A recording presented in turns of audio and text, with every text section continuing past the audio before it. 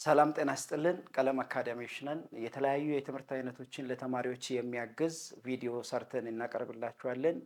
እኔ ስሜ አማኑኤል በቀለ ይባላለው። የሂስትሪ አስተማሪ ነኝ። ሂስትሪ 15 ዓመት አስተምሬያለሁ። በሂስትሪ ማስተርስ ዲግሪ ያለኝ። ዛሬ ደግሞ ከኔ ጋር የ12ኛ ክፍል ዩኒት 1 ወይም ቻፕተር 1 ዘ ዴቨሎፕመንት ኦፍ ካፒታሊዝም ኤንድ ናሽናሊዝም የሚለውን አብረን እናያለን። ኦኬ በዚህ ቻፕተር የምንመለከተው ካፒታሊዝም ኤንድ ናሽናሊዝም ምንድን ነው የሚለውን እናያለን። ሶ ባይ ዘ ኤንድ ኦፍ ዲስ ዩኒት student will be able to understand the main features of capitalism. ካፒታሊዝም ምንድን ነው የሚለውን ነገር እናያለን። ከዛ በመቀጠል የማርክስ ቲዮሪ እናያለን። በኢኮኖሚ ላይ የማርክሲዝም ቲዮሪ ምን ይመስላል? ሌላኛው ካፒታሊዝም እንዴት ተጀመረ የሚለውን ነገር እናያለን። ሶ የመጀመሪያ ሀሳባችን የሚሆነው ካፒታሊዝም ምንድን ነው? ዘ ዴቨሎፕመንት ኦፍ ካፒታሊዝም ቢፎር ዛት፣ ከዛ በፊት አውሮፓ ላይ ሲካሄድ የነበረው የኢኮኖሚ ስርዓትም የፖለቲካ ስርዓት ምን ይመስላል ከካፒታሊዝም በፊት? So the word capitalism is what you call an economic system that's based on the private ownership. Private ownership ነው ካፒታሊዝም የምንለው ወይም የካፒታሊስት ኢኮኖሚ የምንለው። ከመጀመሪያ ከካፒታሊዝም በፊት ምንድን ነው የነበረው? ፊውዳሊዝም ነው። አውሮፓ ላይ ተንሰራፎ የነበረው ስርዓት የኢኮኖሚክ ስርዓት ፊውዳሊዝም ነበረ። ይሄ ፊውዳሊዝም ምንድነው? ሜይን ካራክተሩ የፊውዳሊዝም ምንድነው? አንደኛ የተመረተው ምርት ፕሮዳክሽን በሙሉ ገቨርንመንት ኮንትሮል ያደርጋል። ተሰርቶ ለገቨርንመንት ነው የሚሰጠው። ሁለተኛ እነዚህ አራሾች ወይም ፔዘንት የምንላቸው ሰዎች ምንድናቸው? መሬት የላቸውም፣ ላንድሌስ ናቸው።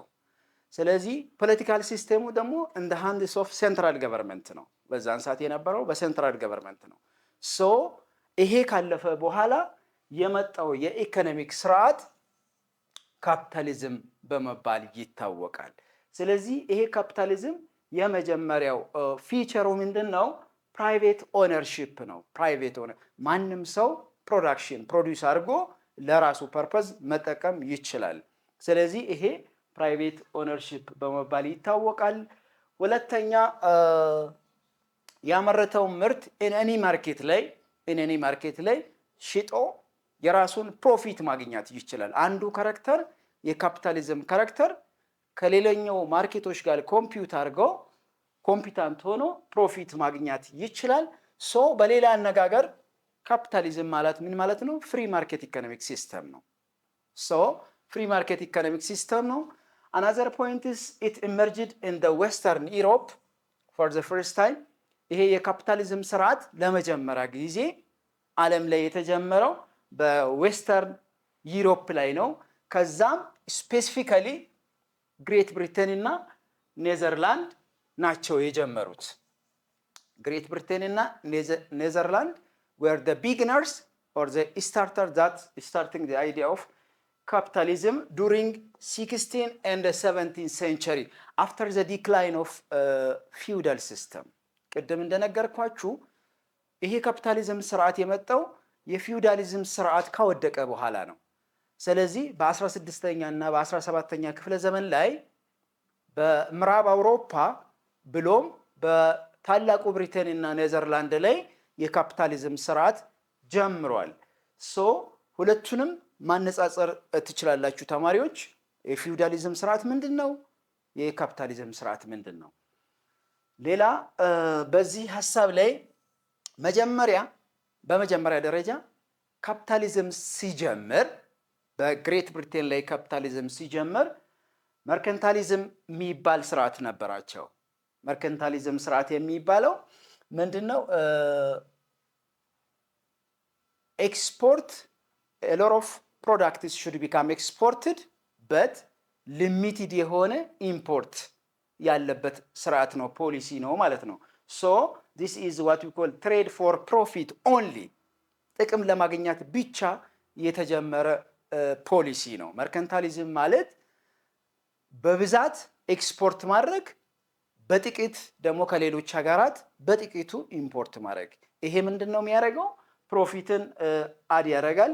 ሶ መርከንታሊዝም ኢዝ ባይንግ ጉድስ ዋን ፕራይስስ ኤንድ ሴሊንግ ዘ ሃየር ፕራይስ። በትንሽ ገንዘብ ወይም በጥቂት ገንዘብ እንገዛለን፣ ከዛ በኋላ በከፍተኛው ፕሮፊት ይሸጣል ማለት ነው። ሶ ይሄ መርከንታሊዝም ይባላል። ለመጀመሪያ ጊዜ የካፒታሊዝም ስርዓት ሲጀመር ግሬት ብሪቴን ላይ የጀመሩት ፖሊሲ ነው ማለት ነው። ሶ እነዚህ ፖይንቶች፣ እነዚህ ሲሎች ለመጀመሪያ ጊዜ በግሬት ብሪቴን ላይ የነበረ ፒክቸሮቹ ምንድን ናቸው? ኤክስፖርት ሞር ኤክስፖርት that's what we call mercantilism and less import። ስለዚህ በዛን ሰዓት ላይ ኮሎናል ፓወር ሀሳብ ስለነበራቸው ስፔሻሊ ላቲን አሜሪካን እና አፍሪካን ኮንቲኔንት ኮሎናይዝ ለማድረግ ስለሚፈልጉ ከአፍሪካ ብዙ ራው ማቴሪያሎችን ኢምፖርት ያደርጋሉ። ኤንድ ፊኒሽድ ጉዶችን ደግሞ የተሰሩ እቃዎችን የተሰሩ በእነሱ ሀገር ላይ ፊኒሽድ የሆኑ የተሰሩ ስራዎችን በሙሉ ምን ያደርጋሉ? ወደ ሌሎች ሀገራት ኤክስፖርት ያደርጋሉ። ይሄ ምን ማለት ነው? በሌላ አነጋገር ኤክስፖርቱ ከፍተኛ ነው፣ ኢምፖርቱ ዝቅተኛ ነው። ስለዚህ በዚች ቢም ባላንስ ላይ ስናስቀምጥ ኤክስፖርቱ ከፍ ያደርጋል፣ ኢምፖርቱ ዝቅ የሆነ ሁኔታ ያሳያል። this is what we call መርከንታሊዝም በማለት ይታወቃል። ሌላ ሂስቶሪካል ዴቨሎፕመንትስ ኦፍ ዲስ ካፒታሊዝም እንዴት ነው የመጣ? አመጣጡ ምን ይመስላል? የመጀመሪያ the first one from feudalism to mercantilism፣ ከፊውዳሊዝም ወደ መርከንታሊዝም ነው የተቀየረው። ፊውዳሊዝም ቶታሊ አውቶማቲካሊ the government must be controlling everything, either politics, economic, social and any aspects. But this mercantilism it's give some freedom፣ ትንሽ ፍሪደም ሰጥቷቸዋል። ሰዎች ኢምፖርት ማድረግ ይችላሉ፣ ኤክስፖርት ማድረግ ይችላሉ። ግን ሙሉ በሙሉ 100% እንትን ፍሪደም አልሰጣቸው። ሶ ይሄ ካፒታሊዝም የጀመረው ከ16ኛ እስከ 17ኛ ክፍለ ዘመን ድረስ ነው የጀመረው። ሶ በ18ኛ ክፍለ ዘመን ላይ መርከንታሊዝም ደግሞ ዲክላይን ሆኗል። ከዛ ምንድነው የመጣ? መርከንታሊዝም ዲክላይን ከሆነ በኋላ ኢንዱስትሪያል ካፒታሊዝም ነው የመጣው። ዩሲ የመጀመሪያ ፊውዳሊዝም ነው፣ ሁለተኛ መርከንታሊዝም ነው፣ ሶስተኛ ኢንዱስትሪያል ካፒታሊዝም። እነዚህ ስቴጆች ናቸው። በ16ኛው እና 17ኛው ክፍለ ዘመን ላይ መርከንታሊዝም ስርዓት ተጀምሯል። ሌላ በ19ኛው ክፍለ ዘመን ላይ the spread of industrial capitalism globally creating distinct social classes። ስለዚህ ኢንዱስትሪያል ካፒታሊዝም ዓለም ላይ እየተስፋፋ የመጣበት ሁኔታዎችን የሚያሳይ ነው። so what was the main characteristics of this mercantilism or capitalism? የካፒታሊዝም ዋና ማሳያ ምንድን ነው? ፊውቸሩ ምንድን ነው? መገለጫው ምንድን ነው የሚለውን ነገር እናያለን። የመጀመሪያ የኢንዱስትሪያል ካፒታሊዝም የመጀመሪያው መገለጫ ፕራይቬት ኦነርሺፕ ነው። ፕራይቬት ኦነርሺፕ፣ አንድ ግለሰብ አንድ ድርጅት የራሱን ፕሮዳክሽን ፕሮዲውስ አድርጎ በፈለገበት ዋጋ በፈለገበት ቦታ በፈለገበት ሀገር መሸጥ፣ መረከብ፣ መቆጣጠር የሚችልበት ስርዓት ነው። ይሄ ፕራይቬት ኦነርሺፕ ብለን እንጠራለን። ሁለተኛ ሜን ፊቸሩ ፕሮፊት ኦሪየንቴድ ነው። ገቨርንመንት ጣልቃ ቢገባም እንኳ ፕሮፊት ላይ ጣልቃ አይገባም። ፕሮፊት ኦሪየንቴድ ነው። ሶ the profit motive, the goods and the service produced for profit purposely ይሄ ፕሮዳክት ወይም ፕሮዳክሽን የሚፈጸመው ለምንድን ነው? ለፕሮፊት ነው። ሶስተኛ ደረጃ ሶስተኛ ፊቸር የካፒታሊዝም ሶስተኛ ፊቸር ምንድነው? ፍሪ ማርኬት ፍሪ ማርኬት ሲስተም ነው። በፊውዳሊዝም ስርዓት ላይ ፍሪ ማርኬት ሲስተም የለም። በፊውዳሊዝም ስርዓት ላይ ፕራይቬት ኦነርሺፕ የለም። በፊውዳሊዝም ስርዓት ላይ ፕሮፊት ኦሪየንቴሽን የለም። ግን በካፒታሊዝም ስርዓት ላይ ፍሪ ማርኬት this is another word what we call laissez-faire economic system በማለት ይታወቃል። ሌላ የዚህ የኢንዱስትሪያል ካፒታሊዝም ሌላኛው መገለጫ ኮምፒቲሽን ነው። ኮምፒቲሽን a positive ኮምፒቲሽን ሊኖር ይገባል። በድርጅቶች በግለሰቦች ኮምፒቲሽን አለ። and ሌላኛው መገለጫ ሶሻል ዲቪዥን በካፒታሊዝም ስርዓት ላይ ሶሳይቲ ሁለት ክላስ ዲቫይድ ይደረጋሉ። የመጀመሪያ ካፒታሊስት ግሩፕ the second one is workers group or በሌላ አነጋገር the bourgeois class and the proletariat class እንላለን። the bourgeois class የምንላቸው እነዚህ ፕራይቬት ኢንዱስትሪ ኦነሮች ናቸው። ኢንዱስትሪ ኦነሮች the capitalist or the bourgeois class እንላለን። the workers ምንለው ደግሞ ጉልበታቸውን ለደሞዛቸው የሚሸጡ ለደሞዛቸው ብለው የሚሰሩ ግሩፖች አሉ። ሌላኛው ካራክተሪስቲክስ የዚህ ካፒታሊዝም ሌላኛው ካራክተሪስቲክስ ምንድነው? ካፒታል አኮሙሌሽን ነው። ምን ማለት ነው ይሄ? ካፒታል አኮሙሌሽን ማለት ፎር ፋርዘር ኢንቨስትመንት የተሻለ ድርጅት ለመፍጠር የተለያዩ አናዘር ድርጅቶችን ኦርጋናይዝ ለማድረግ ካፒታል ኦሪየንት ማለት አኮሙሌት ይደረጋል። ካፒታሎች ከዚህ ከተሰሩ ፕሮዳክሽን ካፒታሎች አኮሙሌት ይደረጋሉ። so this is what we call for profit and for further investment. so ለመጀመሪያ ጊዜ ዓለም ላይ ይሄን የካፒታሊዝም ስርዓት የጀመሩ ቲንከሮች አሉ ወይ ለመጀመሪያ ጊዜ ሐሳቡን ያመጡ ስኮላሮች አሉ። ከነዛ የመጀመሪያ አደም ስሚዝ ይባላል። የካፒታሊዝም ስርዓትን ከ1723 እስከ 1790 ድረስ ላይ የካፒታሊዝም ስርዓት ለመጀመሪያ ጊዜ ፕሮዲዩስ ያደረገ ስኮላር ነው። በአሁኑ ሰዓት አደም ስሚዝ ምን ተብሎ ይጠራል? the father of modern economics በመባል ይታወቃል። so the author of the inquiry into the nature and the causes of the wealth of the nations የሚለውን መጽሐፍ ለመጀመሪያ ጊዜ ፐብሊሽ አድርጓል። and he also advocated laissez-faire economic system. what does mean this? he was motivating the what we call the free economic system. አደም ስሚዝ የሚደግፈውና የሚያበረታታው የኢኮኖሚክ ሲስተም ፍሪ ኢኮኖሚክ ሲስተም ነው። and he believes that individual self-interest benefited society through invisible hand ማለት ሌላ ተጽዕኖ በርደን የሚሆኑ ሰዎች ገቨርንመንቶች ሳይኖሩ አንድ ፕራይቬት ኢንዲቪጁዋል የፈለገውን ፕሮዳክሽን ፕሮዲዩስ አድርጎ በፍሪደም ማንቀሳቀስ መስራት ፕሮፊት ማግኘት ይችላል የሚል ሐሳብ አለው። ሁለተኛ the second scholar his name is what we call ካርል ማርክስ ይባላል።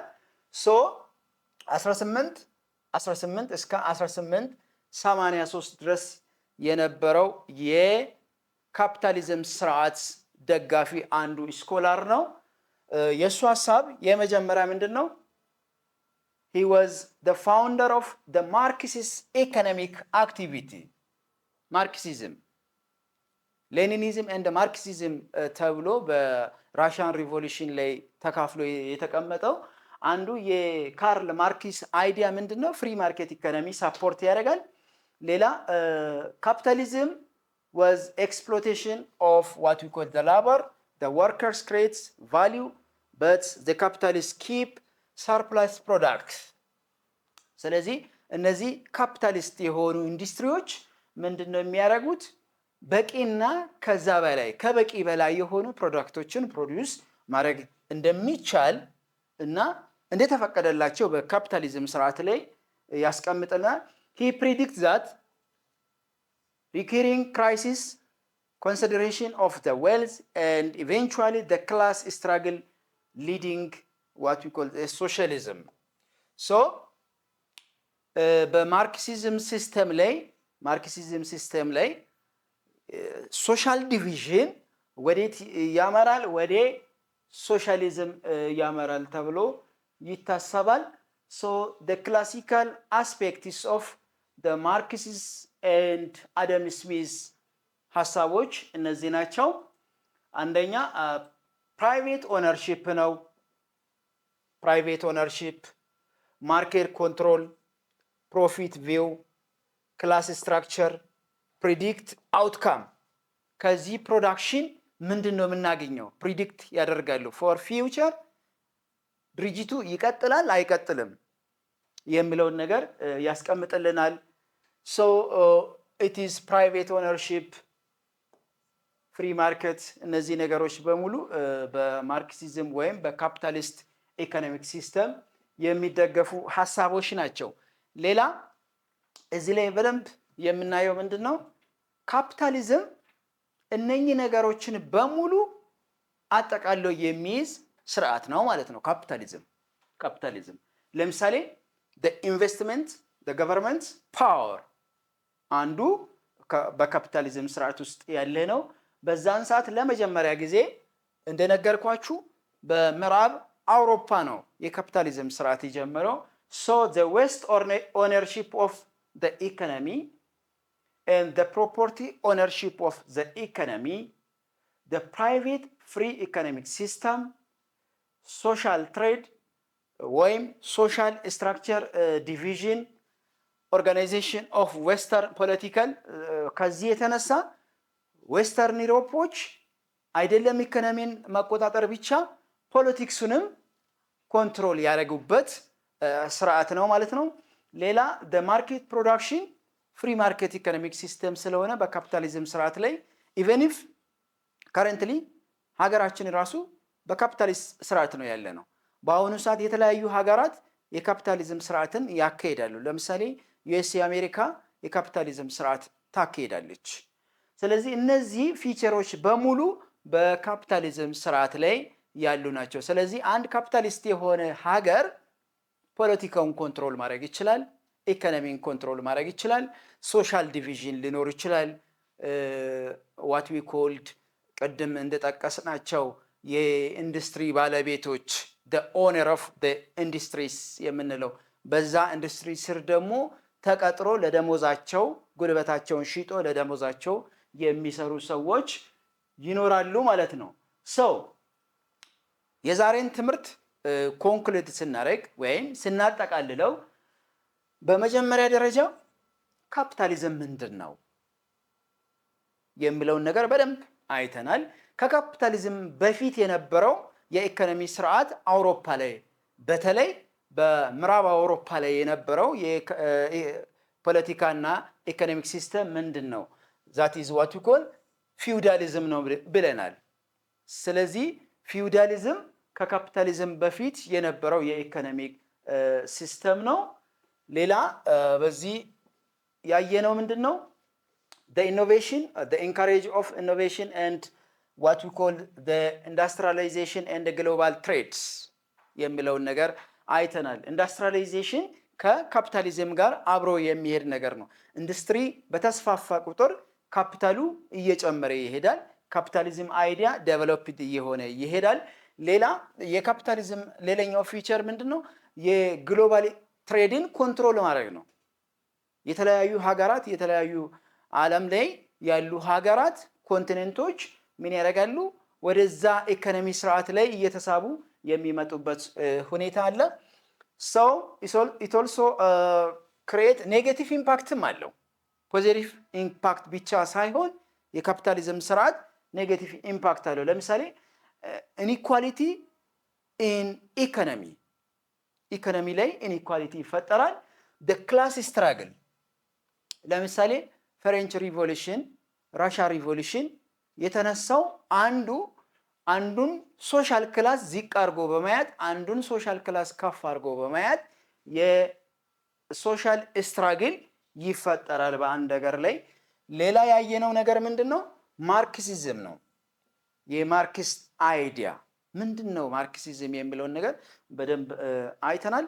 ሶ በዛሬው ትምህርት የመጀመሪያ መያዝ የሚገባችሁ ነገር አንደኛ ካፒታሊዝም ምንድነው? ከካፒታሊዝም በፊት የነበረው ነገር ምንድነው? የካፒታሊዝም ሜን ፊቸሮች እነማን ናቸው የሚለውን ነገር አይተናል።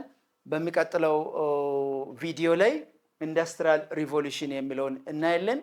ለዛሬ እናመሰግናለን። አቴንሽን ስለሰጣችሁ በደንብ አድርጌ ነው የማመሰግናችሁ። አመሰግናለሁ።